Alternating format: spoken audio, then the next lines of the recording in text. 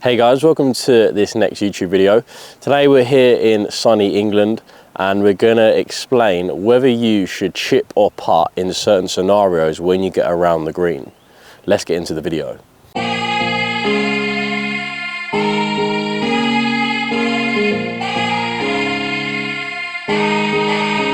So we get put in these scenarios fairly often each round, and it's important to make sure that our club selection is correct, as it can really determine whether we're going to make an up and down or not.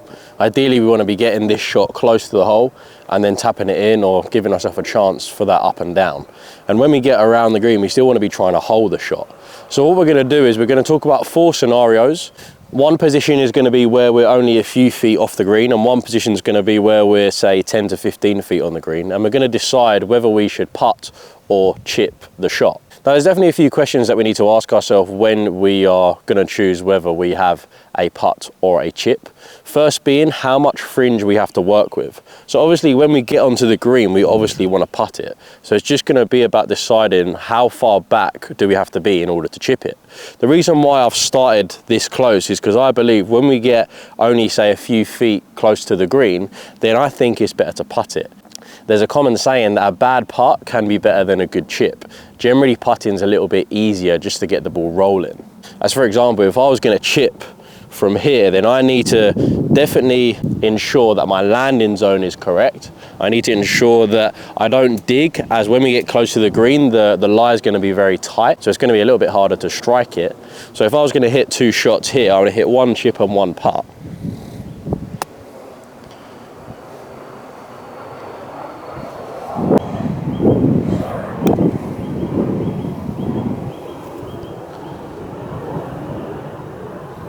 So just off the cuff there, you can see how definitely the putt definitely went into a better position than the chip. But also what I found here is that when I putted with only a few feet of fringe before I get onto the green, the ball didn't really get affected. I actually pretty much treated this putt here like I was on the green, even though I still had 3 feet of fringe to go through. And because I only had a few feet left of fringe before I got into the green, I don't feel like it really affected the ball at all. I felt like I was just putting on a regular green, because I only had a short amount of fringe to go through. Whereas with the chip, you can see how I'm still, say, 30 yards away here. So I still needed to give the chip a fair amount of swing, and I needed to pick a landing spot fairly close to the flag as well, especially as the ground's quite soft here.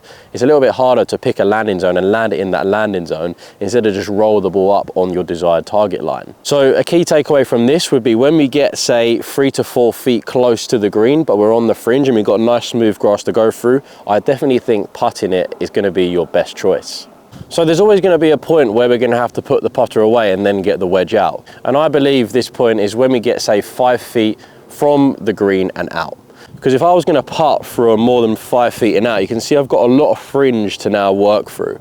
And when we've got a lot of fringe / fairway to work through, that's then going to mean there is going to be slight little marks of, say, previous divots, there's going to be pitch marks, and there's going to be little mud patches. No matter how pure the grass really is, there's always going to be some sort of imperfection when we get away from the green.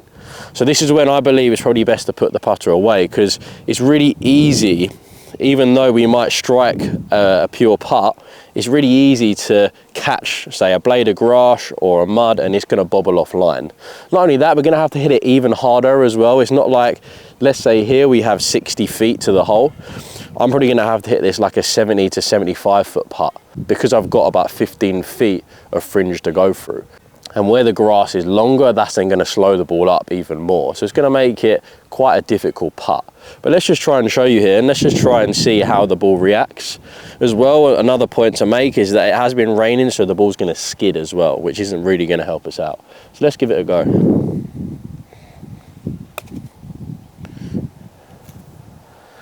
Now, I didn't strike that putt amazingly. Again, that's another thing that's going to be tough when we have a long swing. It's going to be really hard to find that centre of the club face. But I don't know whether you noticed there, but when I putted it, it definitely did skid, and it really slowed up that putt. Even though I gave it quite a good hit, it still finished quite short of the flag. So I just believe that when we get this far out and we've got this much fairway to go through, it's just too much to ask for the putter. Whereas when we have a wedge, that means we can actually play the ball over the fairway, so we don't have to roll the ball through the fairway, and we can again pick a landing spot a little bit further up. Where we're also now a little bit further away, it may be a little bit easier to judge, say, how the ball's going to react to the grass, whether it's going to spin or whether you want to play a bit more of a low running shot. So I feel like when we get a bit further away, our choices are going to have a bit more variety to them, whether we want to play a high one, a low one, or a mid-flighted one, etc.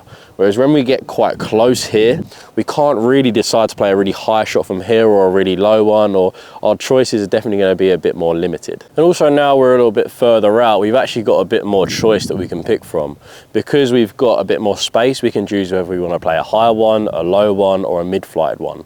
So based on where the flag is, what slope we're playing with, and the distance of the shot, we can then have a bit more choice whether we want to play a low one, a mid one, or a high one.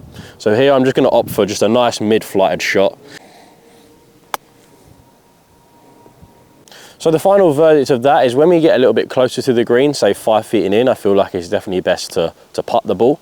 When we get a little bit further out, because of all the other factors and because we're going to have a bit more choice when it comes to our short game, I definitely believe when we get 5 feet and out, that's when it's best to get the wedge out and to really experiment to whether you want to play a low, a mid, or a high flighted shot.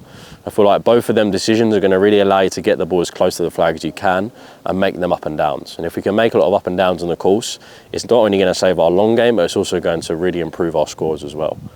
So if you can like and subscribe, I'd really appreciate it. Any suggestions of new videos you'd like, drop a comment in the comment section below. Thank you very much for 4,000 subscribers. Nice to see the support, and I'm going to keep pumping out these videos weekly, so hopefully we can see the audience grow. And also with that, I'm going to try and keep improving the quality of the videos, etc. So thank you very much for watching. If you can like and subscribe, I'd really appreciate it, and I'll see you next week.